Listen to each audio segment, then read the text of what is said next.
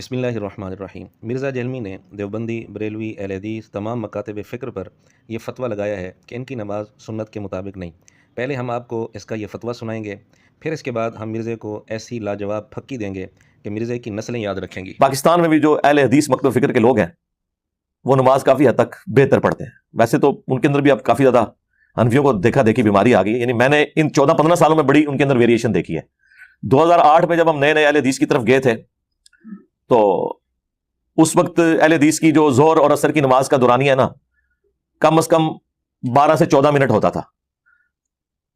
حنفیوں کا اس وقت بھی 5-6 منٹ تھا، وہ 5-6 منٹ میں ہی ہے، بجائے یہ کہ وہ ان کا رنگ پکڑتے، انہوں نے رنگ پکڑ لیا، یہ اب 12-13 منٹ سے 8 منٹ پہ آ گئے ہیں، 7 منٹ پہ آ گئے، اور کہتے ہیں جی وہ نمازی تنگ ہوتے ہیں۔ دفعہ ہو جائیں گے ایسے نمازی کہ وہ ان کی اپنی تو نماز ہو نہیں رہی، دوسروں کی بھی برباد کروا رہے ہیں۔ لعنت بھیجے ایسے نمازیوں کے اوپر جو اماموں کو یہ کہتے ہیں کہ نمازیں مختصر کرو، وہ آپ کو یہ کہہ رہے ہیں کہ تمہاری نمازیں لپیٹ کے تمہارے منہ پہ ماری جائیں۔ جی ناظرین، آپ نے مرزا جہلمی کے فتوے سن لیے۔ کہتے ہیں کہ ایسے لوگوں پر لعنت بھیجیں جو کہتے ہیں کہ نماز مختصر پڑھو، یہ نماز ان کے منہ پر مار دی جاتی ہے۔ اور حدیث میں چونکہ امام کو حکم دیا گیا ہے کہ ہلکی نماز پڑھائے، تو اس کے لیے بھی مرزا جہلمی نے معیار بتایا ہے کہ ہلکی نماز کتنی ہوگی، اس میں قرات کتنی ہونی چاہیے، وہ بھی آپ مرزے کی زبان سے سن لیں۔ یہی بابا آپ کو جوتیوں والی جگہ کے اوپر، پالیٹکس کے اوپر آدھا گھنٹہ تقریر کرتے ہوئے نظر آئے گا، جو مسجد میں جا کے کہے گا جی ذرا ہلکی نماز پڑھائیں جی، سنت ہے۔ کیڑی سنت ہے؟ سرکار پتہ ہے وہ ہلکی نماز کی جو حدیث ہے بخاری مسلم میں، وہ سورہ البقرہ، سورہ ال عمران پڑھا دی تھی،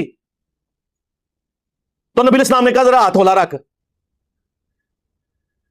یعنی پہلے 4 پارے پڑھے ہیں، تو 4 پارے والے کو جب کہا کہ جائے کہ ہاتھ ہولا رکھ، تو کیا ہے کہ 1 پارا پڑھا لو، آپ والی نماز تھی وہ۔ جی آپ نے سن لیا، مرزے نے معیار بھی بتا دیا کہ ہلکی نماز کا مطلب یہ ہے کہ 1 پارہ نماز کے اندر پڑھنا چاہیے، اور دنیا کی کسی بھی مسجد میں کسی نماز کے اندر 1 پارہ قرآن کریم پڑھا جاتا ہو، کم از کم ہمارے علم میں نہیں ہے۔ تو اس کا مطلب یہ ہوا کہ مرزے کے نزدیک تمام مسلمانوں کی نماز سنت کے مطابق نہیں ہو رہی، نہ حرمین میں نہ کسی اور جگہ۔ خیر یہ تو تھا مرزے کا فتویٰ اہل اسلام پر۔ مرزے کے فتوے کے مطابق اہل اسلام کی نماز سنت کے مطابق نہیں ہو رہی، نعوذ باللہ، کیونکہ اس نے معیار بنایا ہے کہ 1 پارہ تو کم از کم نماز کے اندر پڑھنا چاہیے۔ اب ہم مرزے کو پھکی دینے جا رہے ہیں مرزے کے اپنے گھر سے۔ مرزا خود اپنی نماز کے متعلق کیا کہتے ہیں، اپنی ہر نماز کی پہلی رکعت میں مرزا کتنی تلاوت کرتا ہے، وہ آپ مرزے کی زبان سے سن لیں۔ تو میں نے پھر اس وظیفے کو ہمیشہ حرز جان بنا کے رکھا ہے۔ میں ہمیشہ کوشش کرتا ہوں کہ میں اپنی ہر نماز کی پہلی رکعت میں یہ سورہ فاتحہ کے بعد پڑھوں، سبحان ربک رب العزت عما یصفون وسلام علی المرسلین والحمد للہ رب العالمین۔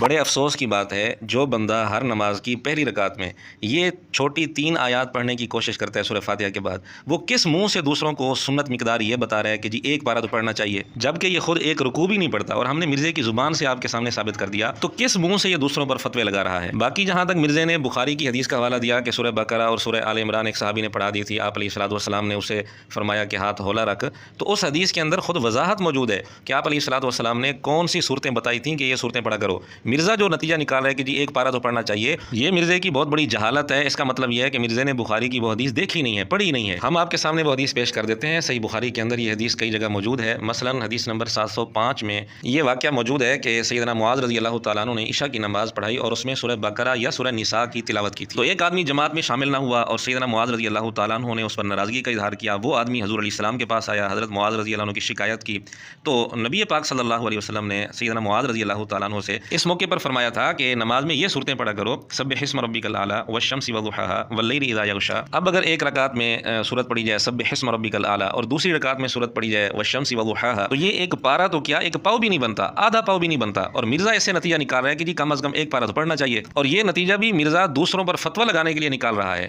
اپنے گھر کی اس کو خبر نہیں ہے کہ خود یہ ہر نماز کی پہلی رکعت میں چھوٹی سی 3 آیات پڑھنے کی کوشش کرتا ہے۔ اس لیے مرزے سے گزارش ہے دوسروں پر فتویٰ لگانے سے پہلے اپنے گھر کی خبر لے لیا کرے، ورنہ اسی طرح ذلیل اور رسوا ہوتا رہے گا۔ ایک جگہ مرزا خواہش اور تمنا کر رہا ہے کہ ایسی مسجد ہو جہاں آدھے پونے گھنٹے کی نماز ہو، وہاں جا کر میں نماز پڑھوں۔ میں سمجھتا ہوں میں تو بہت زیادہ آزمائش سے گزر رہا ہوں، یعنی میرے لیے زندگی میں کوئی پوچھے نا، مجھے سب سے زیادہ انجوائمنٹ جس میں تھی نا چیز میں، وہ تھا فجر کی نماز تکبیر اولیٰ سے پڑھنا اور اشراق تک مسجد میں بیٹھنا۔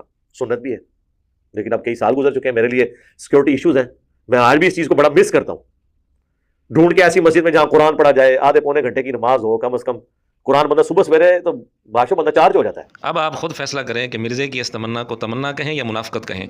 जो बंदा हर नमाज की पहली रकात में 3 आयत पढ़ने की कोशिश करता है, वो भी छोटी सी आयत हैं, वो ये तमन्ना करे कि जी ऐसी मस्जिद हो जहाँ आधे पौने घंटे की नमाज हो, तो क्या ये तमन्ना है या मुनाफ़क़त है? और ये भी बड़ी हैरान कुन बात है कि अहले इस्लाम की नमाज़ पर वो बंदा एतराज़ कर रहा है जो बड़े फ़ख्र से बताता है कि मेरे काफ़ी सारे स्टूडेंट्स इशा की नमाज़ फजर का वक्त शुरू होने से आधा घंटा पहले पढ़ते हैं। हाँ, अगर यह है कि वो आखिरी आधे घंटे में उठ के इशा पढ़ते थे और फिर उसी से फजर, फिर तो ठीक है।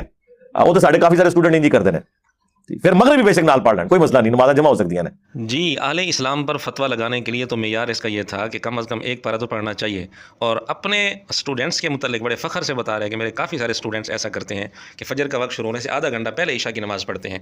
तो ये कौन सा सुन्नत तरीका है? क्या नबी पाक सल्लल्लाहु अलैहि वसल्लम का मामूल यही था? क्या किसी सहाबी का ये मामूल मिलता है? अगरचे इशा की नमाज़ का वक्त फ़जर तक रहता है, लेकिन इस मामूल को सुन्नत तो नहीं कहा जा सकता कि ये आदत ही बना ली जाए, फ़जर से आधा घंटा पहले इशा की नमाज़ पढ़ी जाए। इसलिए हम फिर मिर्ज़े से गुजारिश करते हैं, दूसरों पर फतवे लगाने से पहले अपने गिरबान में झांक लिया करें। इस हवाले से मिर्ज़े की मुनाफ़क़त का एक और नमूना भी हम आपके सामने पेश कर देते हैं। मिर्ज़े ने दूसरों के लिए ये फतवा लगाया कि असर की नमाज अगर कोई 2 मिसल के बाद पढ़ेगा तो ये मुनाफ़िकों वाली नमाज होगी। तो साया असली प्लस 1 मिसल, तो ये असर का वक्त, फिर असर का अफजल वक्त 2 मिसल तक रहता है, इसके अंदर पढ़ लीजिए। इससे लेट करेंगे तो मैंने बताया कि मुनाफिक की नमाज होगी।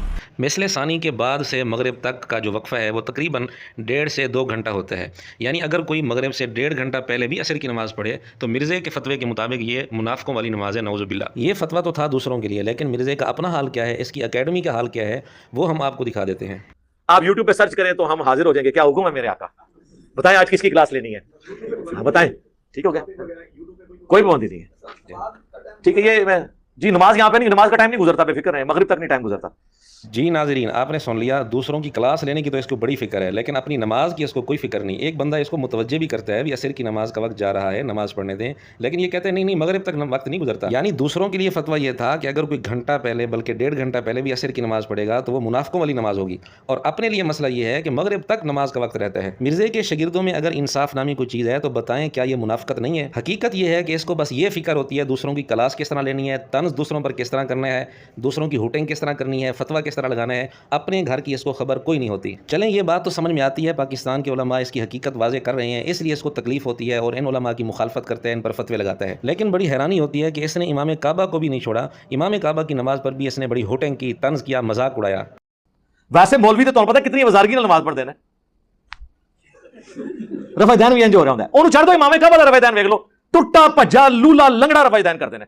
इमाम काबा को रफ़ा करते देखे, रफ़ा तो ये है रफ़ा, तो फिर लोगों ने कहना ना मक्खियां मारते हैं, वो रफ़ा नहीं होता, वो मक्खी होती है। कुछ लोग बिच्छू सिफत होते हैं जिन्होंने हर किसी को काटना ही होता है। मिर्ज़े का भी यही हाल है, इसने हर किसी पर फतवे लगाने होते हैं। मिर्ज़े के शागिर्द ज़रा इंसाफ से बताएं, क्या इल्मी इख्तलाफ इसी तरीके से होता है? ये है इल्मी इख्तलाफ का तरीका?